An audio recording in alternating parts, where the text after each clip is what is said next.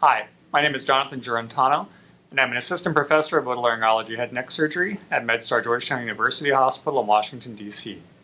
Whether you are a patient of mine, or if you are researching a pending surgery that you or a loved one may be undergoing at a separate institution in the near future, I am happy to have you here. In this video, I will be discussing excisional lymph node biopsy. The lymphatic system is a network of channels distributed throughout the body. These are similar to blood vessels, but instead of carrying blood, they carry lymph, a liquid consisting of white blood cells and serum. Along the way, lymph nodes interrupt these channels and act like filters.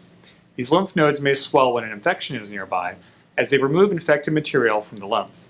When a cancer is nearby, the lymph may carry cancer cells, and when these cancer cells become trapped and begin to grow within a lymph node, this is called a lymph node metastasis.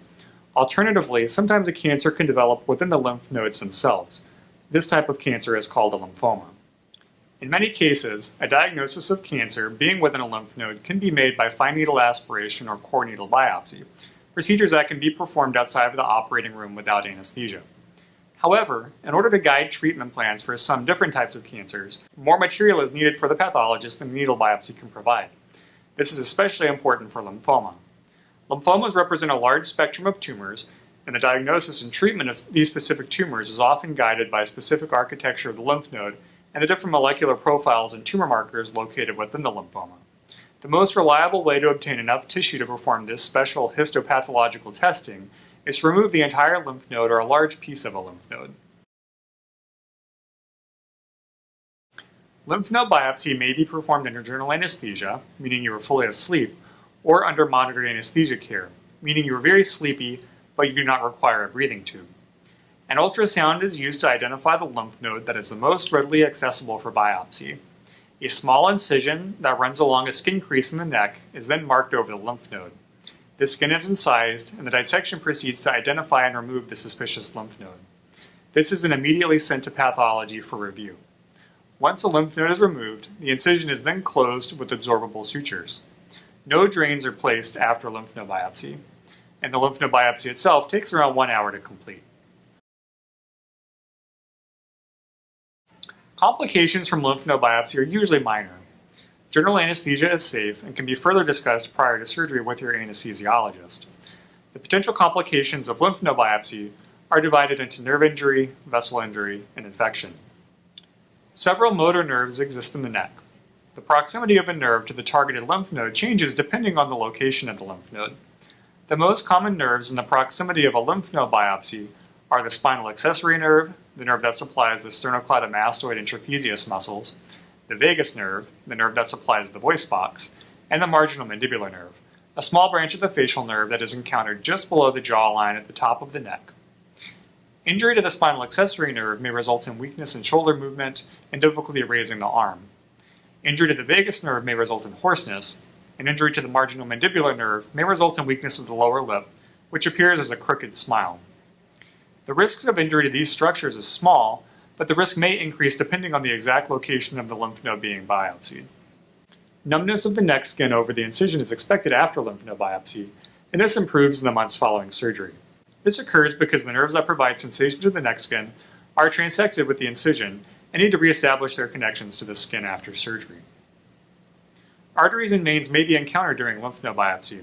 However, injury to these vessels resulting in bleeding is very rare. Wound infections may also occur and can usually be managed in the clinic with antibiotics and minor wound care. A wound infection after lymph node biopsy is also a very rare occurrence. Yes, as Georgetown is an academic teaching hospital, residents and medical students are typically present for lymph node biopsies. Residents are physicians who have graduated from medical school, but who are learning the additional skills in the operating room and clinic to become surgeons. While I am always in charge of the operation, head and neck surgery requires multiple sets of hands to be performed efficiently and safely. Once the operation is over, the residents help to place your orders and write your prescriptions to be sent to your pharmacy. One of our residents is in-house and on call 24 hours per day, so they are always on hand to help manage any issues that might arise and to answer phone calls. I firmly believe that the presence of residents and medical students in the hospital is a benefit to patient care. Patients are not normally admitted to the hospital following lymph node biopsy, but usually go home the same day of surgery. You will be asked to bring a partner or a friend with you on the date of surgery to help drive you home. Once you have recovered from anesthesia, you will be discharged home. Your incision will have absorbable sutures and either a layer of tissue glue or a layer of steri-strips over the sutures. A dressing is usually placed over the incision, which you can remove 24 hours after surgery. If there are steri-strips on the wound, do not pick at these, as these will fall off on their own about 7 days after surgery. If there's tissue glue on the wound, this will come off on its own about 1 to 2 weeks after surgery. If steri-strips or tissue glue are on the wound, there is no need to apply any ointment. If you have steri-strips, then starting 72 hours after surgery, you may begin to shower. If you have tissue glue on your wound, then you can start showering the day of surgery, as tissue glue is actually waterproof. Regardless of which closure you have, you can start taking baths approximately 10 days after surgery. Once the steri-strips or tissue glue has been removed, we recommend applying an emollient such as Aquaphor, vitamin E, or aloe to the wound twice a day for 1 month.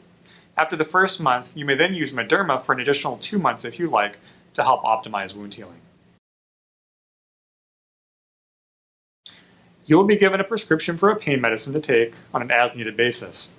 Other than this, you can resume taking your normal home medications. Expect to eat a normal diet after surgery with no limitations on what foods or liquids you eat. Please call if you develop a fever or have redness or increasing swelling or pain around the incision site. Mild hoarseness from the breathing tube inserted by anesthesia may occur on the day of surgery. This should resolve within a day or 2. You should call me if you are having an increase in hoarseness, pain, swallowing problems, or any breathing problems. You will be seen in my clinic for a postoperative wound check. Pathology results are usually available about 5 working days after surgery and will be reviewed at that time in clinic. After your wound check, long-term follow-up will be directed by what the pathology results demonstrate.